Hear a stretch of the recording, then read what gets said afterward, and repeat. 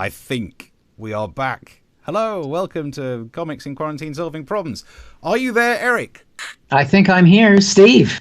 It's looking. Do you know what? We've got a minute or so before the official feed starts. Yeah. We think it might have been you had one of your lights on, which was messing with your Wi-Fi. I've been playing with the electrics because I don't like the way I look without my glasses. So I want my glasses on, but I don't want the glare in my glasses. So I've been playing with the lights in the room, and I had more lights on, Okay. and that may have created an electrical interference. Maybe. Are you using a laptop or a fixed monitor? This is a Mac with a monitor Oh, okay. and a webcam, and it should, a Mac should cause no problems whatsoever because of the best computers ever designed by aliens. Looks like it, yeah. No, I was just thinking if it was a laptop, you could have tilted it so you don't get shine in your face. Right. I have tilted the screen and I've played with lights, but I think there's less glare than there was on Tuesday, which is, really, you want to see these babies. I like your lighting. If anything, it looks more. I think I'm quite washed out here, but I've just got too many lights in this room, and I've also not seen daylight for 6 weeks. 6 weeks. Yeah, that's true. Normally you are such a robust picture of the color of health, but I'm surprised you don't look better. Yeah, thank you. No problem. I think it's 9 o'clock. It's 9 o'clock. Let's start this. Let's do it. Welcome along to Comics in Quarantine Solving Problems. Take 2, a little bit later than scheduled, or as Eric would say, scheduled. Yes. Yeah. So one of our problems that we'll have to tackle is the web. I don't get. Is that a pun? I feel like there was the way you delivered it. There was a pun in there, but I'm not sure. No, it's just about technology and the fact that we're starting half an hour late. Okay. So I've already done all my jokes about PPE. You missed it because your Skype wasn't working. But maybe I'll repeat them at the end. Depends how desperate we are to fill the half hour. Did you? Well, we'll reintroduce the idea of the show in case you're just tuning in. That we are comedians in quarantine and solving problems. And we've had people send us problems, and I don't know if you covered this already, but I think it's worth covering again, is that someone contributed to us because we are unemployed comedians at the moment. And they contributed to the show, which you can do with the little link that's on there. And so we're going to solve their problem first. Okay, because they've paid. This is very much like that Patreon thing, whatever the hell that's called. You get better. Actually, we should set up one of those as well. So the question that what was the question from the person who paid? So, they started actually by saying, let's see, where's it here? Let's see. Oh, yeah. You guys are hilarious. This is the first part of their question. Keep up the great work. Second part of their question. Since you do not shy away from nerdy humor on your show, so they clearly are pointing this one at you, please share your explanation of flattening the curve and the area under the curve. Okay, as much as I would like to take umbrage at being called a nerd, we're talking about the area under the curve. This is integration. This is calculus. This is sweet, baby. So the one that they're talking about, I think I can show it, is this famous curve. Have you seen this one before, Eric? I've seen those curves. I like both of them. Even if one of them's a little unequal, I like the curve. What we've got there, do you remember the other episode where I showed a picture of Prince William and Kate and pointed out they've nicked our stuff because he sits on my side and she sits on your side? Look at this. I'm under the curve. Yeah. One of them, slightly paler, taller, bit thinner. The other one, shorter.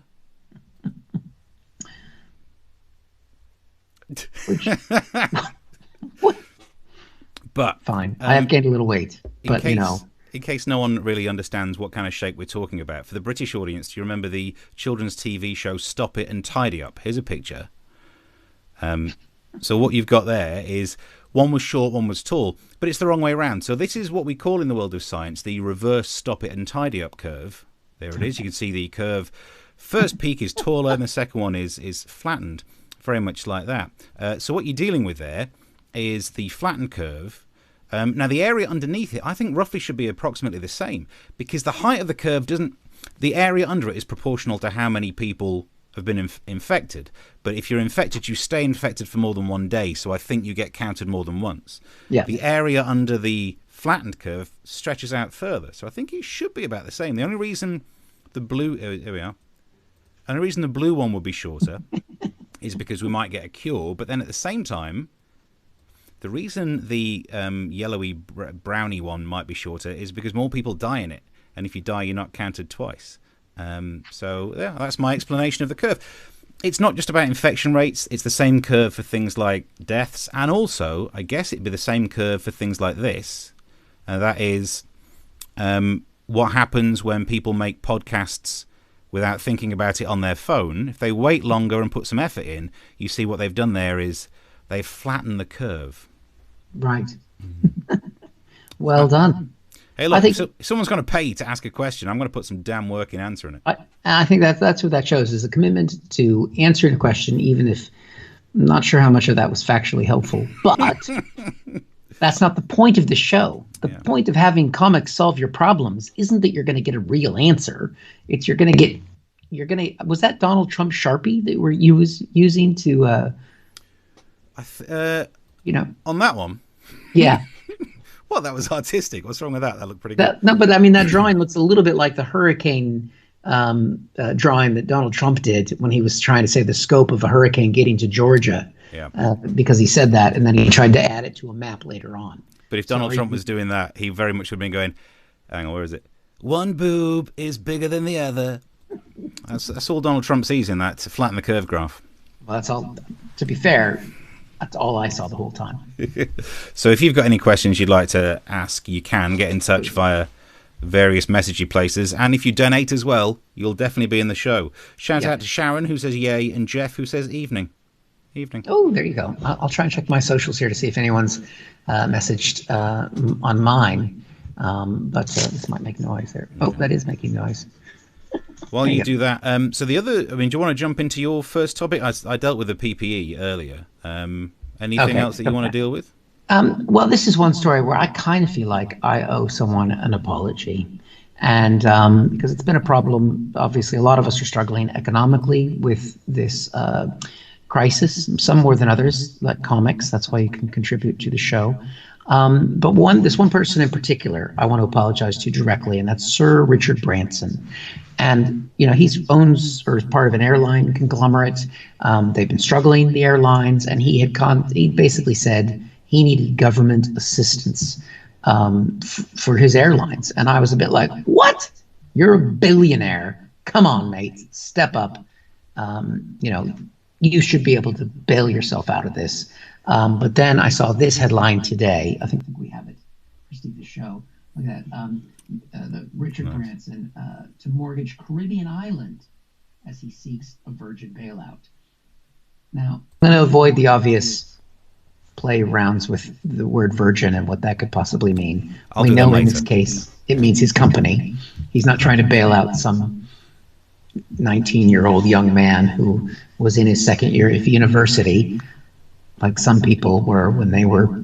Anyway, he is willing to sacrifice his Caribbean island to put in his own personal stake into saving that company. And so I thought, you know what?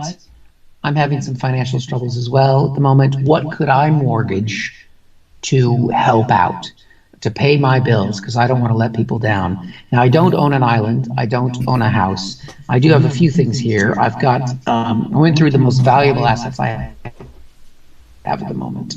And one of them is a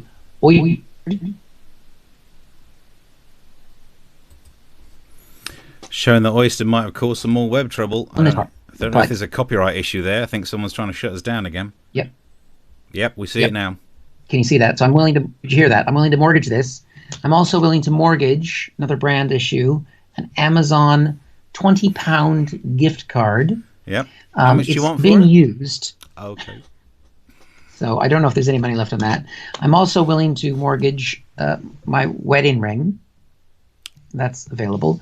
It does have the date that I got married on there. So you'd have to explain that to someone if you gave that to them. I'll wear it for now just to save it till you contribute. And also, most valuable, more valuable than the wedding ring perhaps, is a baseball autographed by Babe Ruth. Actually autographed by Babe Ruth? Well, it has. I'm going to put that up to the camera there. Let's see. It's got Babe.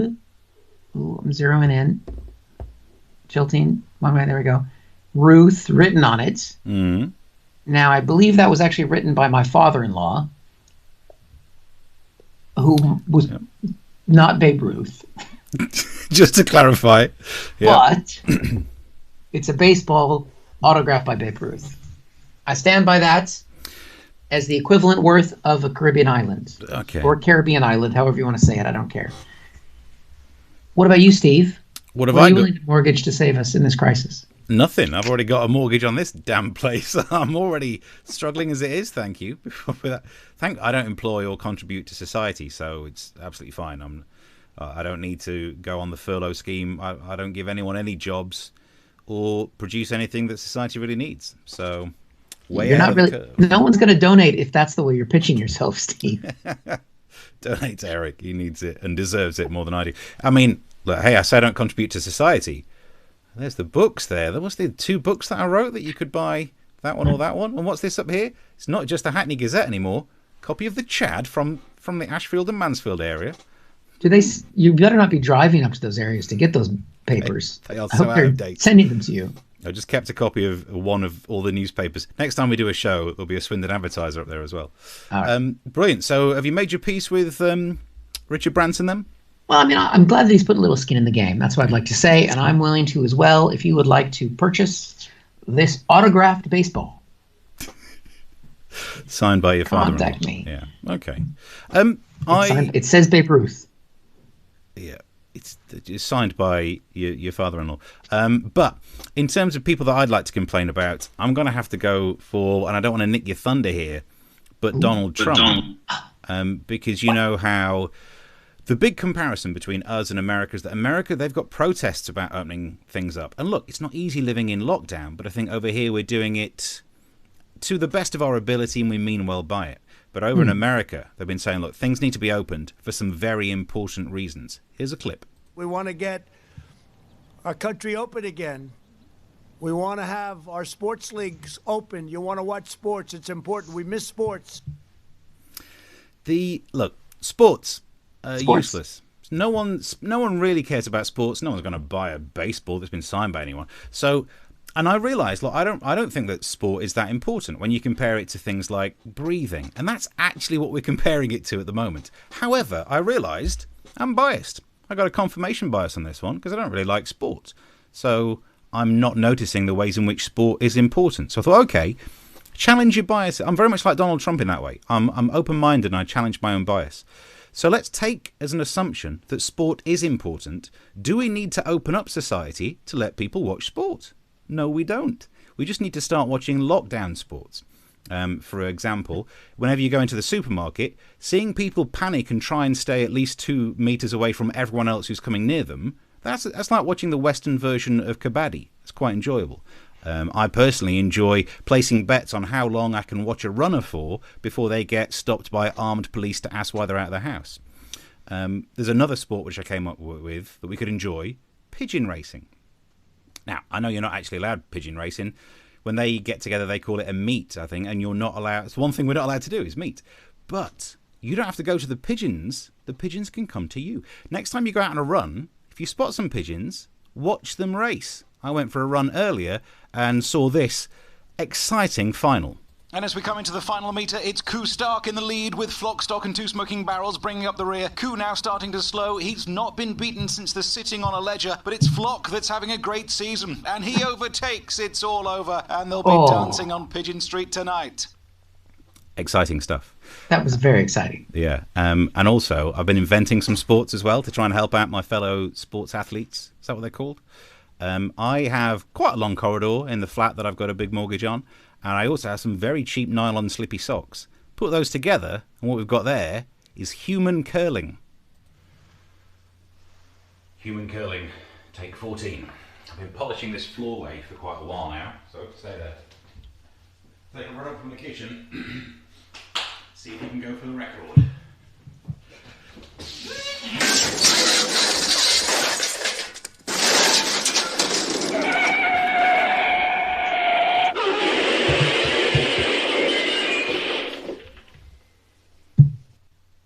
quite a long corridor. So there we go. Are you okay after all that? Yeah, it turns out. I can deal with all of the injuries that thankfully it's not really too busy down the hospitals these days. So yeah, so that's what I suggested. I mean, you really need to clean out your corridor. That's what my takeaway from that. You've got way too much stuff at the end of that corridor, and I guess that's the advantage of now doing comedy sitting down, which is what you're doing after that horrific injury you would have sustained from that sport. Need to, indeed. Brilliant. Now, do you want to? I know I've nicked your steam there and talked about America. Have you got any stuff from America to deal with? Well, I do. This is a little bit of Trump as well. And I mean, the thing is, the polls aren't looking well for Trump. Obviously, having to deal with a pandemic is something that's quite severe for him. Normally, he just has to deal with his bankruptcies and Eric, his son. But we've got I want to have new segments in the show, and this is a new segment that I want to call Trump versus his staff. We'll eventually come up with music for this. So as you can imagine how difficult it is working for Donald Trump, especially if you're one of his scientists and you have what I'll call theories. Maybe they're called facts, but they just don't connect well with Trump, the salesman, the hustler, and to reconcile those two things of Trump versus his own scientists. He's struggling, and you can see it right here. Dr. Robert Redfield was totally misquoted in the media on a statement about the fall season and the virus. Totally misquoted. You were accurately quoted, correct? I'm accurately quoted in the Washington Post. But it's all possible. It's also possible it doesn't come back at all. We will have coronavirus in the fall. I am convinced of that. Going well for him. I mean, he's up there. He's up there going, the sky is falling. He's saying the sky is not falling, and these people are saying the sky is fucking falling. The sky is falling. It's like there's no sky. There's no sky. I mean, I just you can't. But it's in the same. I would imagine what happens if you're watching Fox News is they just cut away from when Trump says something, and then they bleep out his experts like they're swearing, and that's back to Trump saying something that's completely untrue, and then back to the swearing. I don't know what happens. I mean, to be fair, they are scientists, and they are talking about their beliefs, and I know how strongly you feel about scientists and what they believe relatively, Steve. Yeah, it's science doesn't care whether you believe in it or not. It's not a belief; it's just a thing. But you clearly have not met Donald Trump. That's true. I don't think I'd be allowed anywhere near him, which is strange because we've got so much in common. Yeah, there you go. So yeah, I mean that's. I think that we'll be able to see more of that as Trump tries to open up America with no reason whatsoever, other than the fact that he's desperate to try and get reelected because that's the only thing keeping him out of jail. Oh, interesting. Okay. Yeah. Do you want to move on and do the rest of the American stuff, or actually, I've got another story which is also from America, which I could chuck in. It's up to you about the order on this. Okay. Well, why don't we do yours next? Okay. Because, look, one thing that has come out of America that's great is some of the ideas about potential cures for this, which included, there was a headline where they said in America they were been spreading the rumor that blowing a hairdryer up your nose would kill the coronavirus. Turns out, and sit down for this, it won't. Although it will add volume to your nasal hair, so it's still worth doing. There was a rumor about garlic potentially killing the virus, which seems like that's healthy. More people are going to have a bit more fruit and veg. However, there was a woman in China who ended up in hospital when she ate 1.4 kilograms of raw garlic. Yeah. Although, again, I'm sure people ended up socially distancing from her. So there's always a plus side to it. And then the best potential cure is definitely this one. Adults are now buying breast milk because some believe that it can protect them from COVID-19. Yeah. Now, I'm sure it can't, because where's the science on that? The fact that fewer babies have caught COVID-19 than grown-ups? Yep. Maybe they shake fewer hands. I guess there are many other reasons it might not be the breast milk. But this is one where I'm going to do what you probably don't expect. I'm going to say do it. Because what difference is it going to make? This is not like that hydrochloroquine business that they were trying to... If you start taking a drug for another disease, it's going to be bad for you. It's bad for your heart, whatever. Yeah. No one's ever had an OD of breast milk, imagine the size of the boob. Yep. No, you were just imagining it. Yeah. So I say this is one of those cures that might not be true, but you know what? Knock yourself out. I mean, look, there is no way it's been suggested by anyone who's got any medical knowledge. This was clearly suggested by a pervert. Simple as, oh, I think I've got an idea about what might help me get over this disease. Oh, what is it? Do you need aspirin? No. And I'm sure the conversation went like that. We'll edit it there. But I say, do you know what? If you believe that, don't knock down a 5G mask. Go and get yourself a nice, whatever they're called, boobachino. I don't know. Yeah. Well, I think the hydrochloroquine, that was definitely big pharma. And this conspiracy is definitely big boob. We're trying to be highbrow, but we're never going to achieve it for long. When were we going to try and be highbrow? You can't mention boobies. And Charles says, nice. You're probably right. Yeah.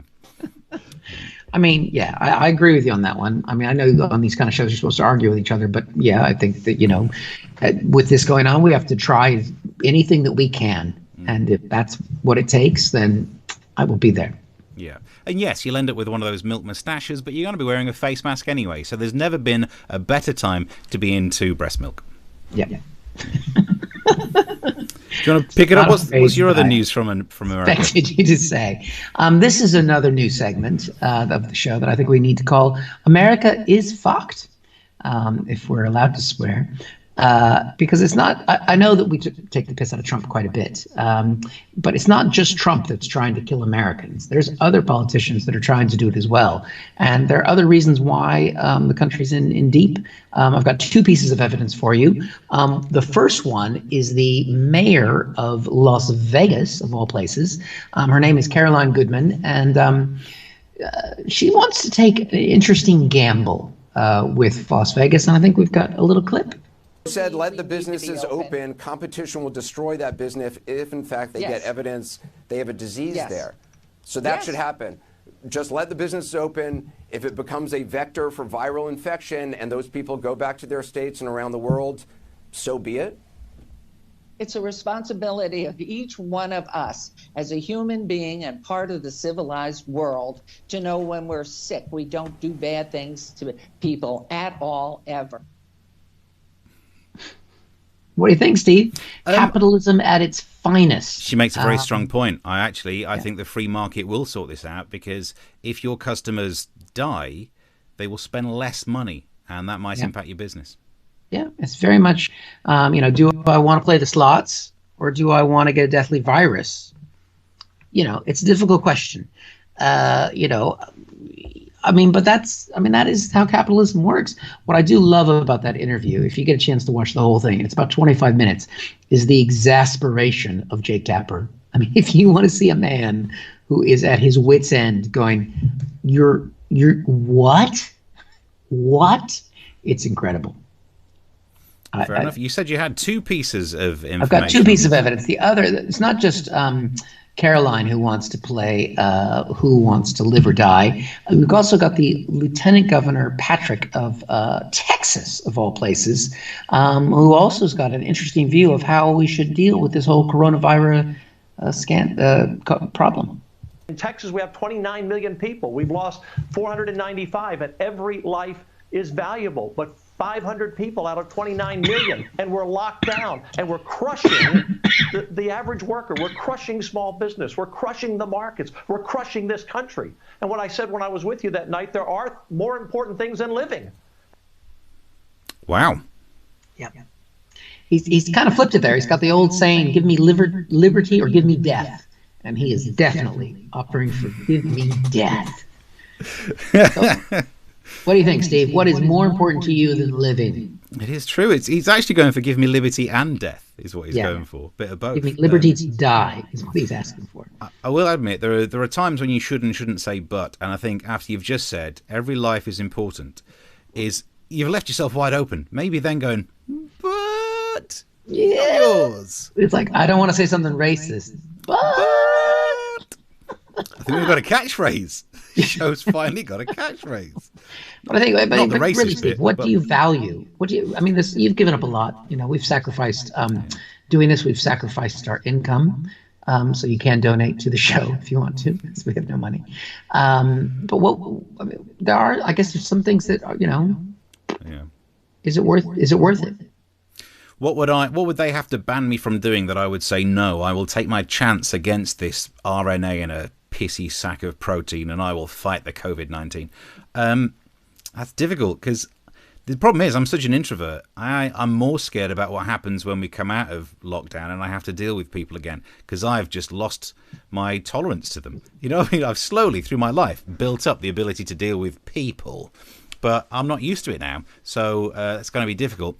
I think if they said the internet is spreading COVID-19 and we're going to turn off the internet, I'd be like, do you know what? No, I'm going to give it a go. I know that men who are overweight die more than everyone else, so I'm not in a great category for it, but I would rather stomach some of that than sit around and read teletext like an idiot. Not a chance.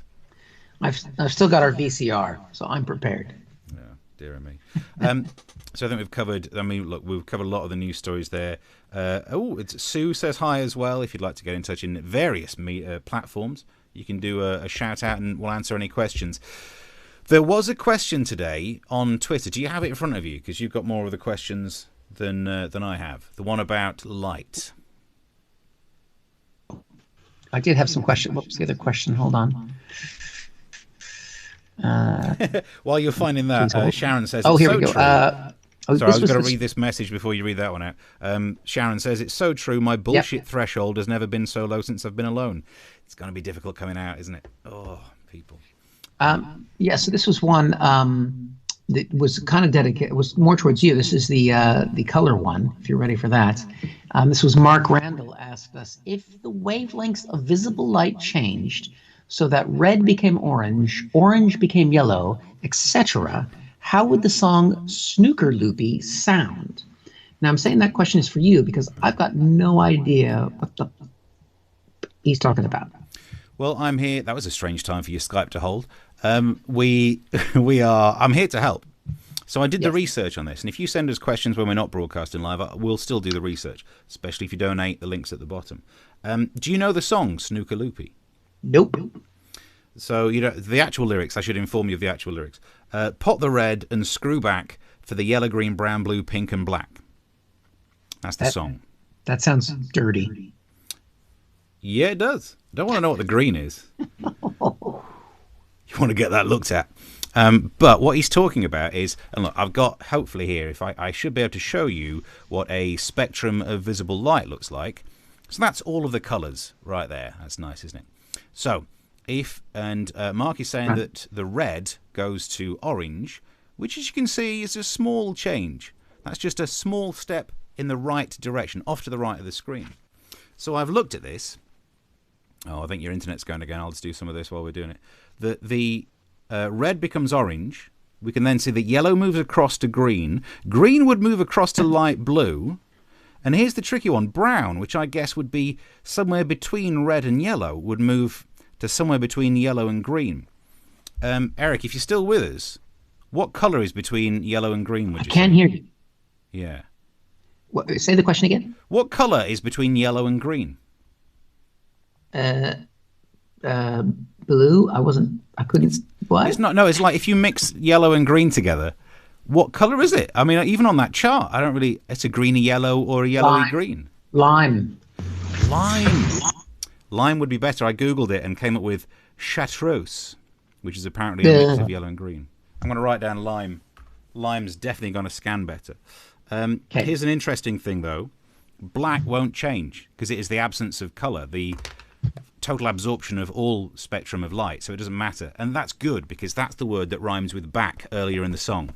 So we still get the rhyming structure. So in answer to your question, Mark, the song would become pot the orange and screw back for the green, blue, lime, purple, ultraviolet, and black. Snooker loopy, not so wee. We're all snooker loopy. Has that answered your question? I think that right there has shown the value of this show to solve the problems that are bothering the British public at this time when we are going through one of our biggest catastrophes since, well, it's just hard to say. I mean, during the Second World War, there were more people sat around in pubs with pianos. So that kind of music was still being done. So they didn't have to go without it like we've had to go. That's Chaz and Dave. Do you know who Chaz and Dave are, Eric? Yes, I am familiar. No way. What's your favourite Chaz and Dave song? Not that familiar. You could just say Snooker Loopy. you could nail this one. Snooker Loopy. Snooker Loopy. All right, we're running out of time. We do have one more question that was sent in to us. This is another song one. This is from World of Planet Lesty. Does the song lyric, "Are we human or are we dancer," imply the existence of aliens? And are they trying to communicate to us through the medium of Strictly? It's a great question. I would say no, but you're right. The lyrics do imply that dancer and human are mutually exclusive. So on a Venn diagram, there would be no overlap of human or dancer, which means if you're human, you don't dance. If you're dancer, you're not human, which means everyone who's been on Strictly has ended up having a interspecies love affair. I'm just going to keep doing that till your Skype comes back. Interspecies. Oh, this is not going to come back at all, is it? So hopefully that answered your question about dancers and humans not being the same thing. We can trace humans back to Australopithecus afarensis. I think we can trace dancers back to John Travolta. Thanks for your questions. So hopefully we're out of time on this one. We've enjoyed the show. You can donate. The link's on the screen. ko-fi.com/comics are essential. Send some money to this guy over here so he can get a better router. I am still here. Can you hear me? Yeah, you're just not moving. This is brilliant. This now looks like it looks like we've put up a still of you, like you're sadly no longer with us. Oh, there you go. You're back. I'm back in, but the little picture, which I don't understand what the little picture means. But anyway, this has been fun once we got it going. Yeah. I think we'll be back. When are we going to be back? Next Tuesday? Next Tuesday, 8:30 we'll aim for. Would be lovely. We'll let you know if we have to change the times. It will be available on all various streaming outlets. Thank you for your messages. It'll be there. Hopefully, yeah. I mean, Tuesday was better internet usage, so maybe Thursday's just a busy day. Yeah. Mark says thank you for that, for the actual analysis of light as a waveform. Someone was actually watching. Yeah. Next week, we'll look at light also being a series of particles, and we'll study De Broglie's wave-particle duality. Now you've got them started, Mark. You'll never end. You'll never end. But yeah, if you have questions, do send them in. If you have money, do send that in. I got kids. And it's more of a threat. That seemed like that came across. And don't forget, you can buy this baseball. Yeah. And I'll throw in the Oyster wedding card ring and the Amazon gift voucher. And the old wedding ring. There we go. And the wedding ring. And I've got a roll of toilet paper. Do you know what? I didn't realise, because like when we first did one, you had a massive pile of toilet paper, and I was going to mock you for your stash of toilet paper. No one might have noticed it, but just before we go, I'll replay the clip. You know when I did my human curling? I'll just replay the clip a little. Just check to see what I've got on the cupboard in the kitchen. Human curling, take 14. I mean, curling is not a word you want to have when you're noticing he backs up, he blocks out the light, and... from the kitchen. See if you can go for the record. Or does it ever show up? I can't see. Oh, thankfully, it's been covered. How much toilet paper is there? It's been covered by the light. Oh, I've got like 32 of the darn things on top of the cupboard. I thought I was going to be in trouble. But it looks like I got away with it. There we go. Right. For another way, then. Till next time. I'll talk to you next week. Oh, before we go, the podcast version it's officially on iTunes. Just before we started, I got the email. The podcast version of this, Comics Aren't Essential, is definitely on iTunes now. We'll see you next week. Bye.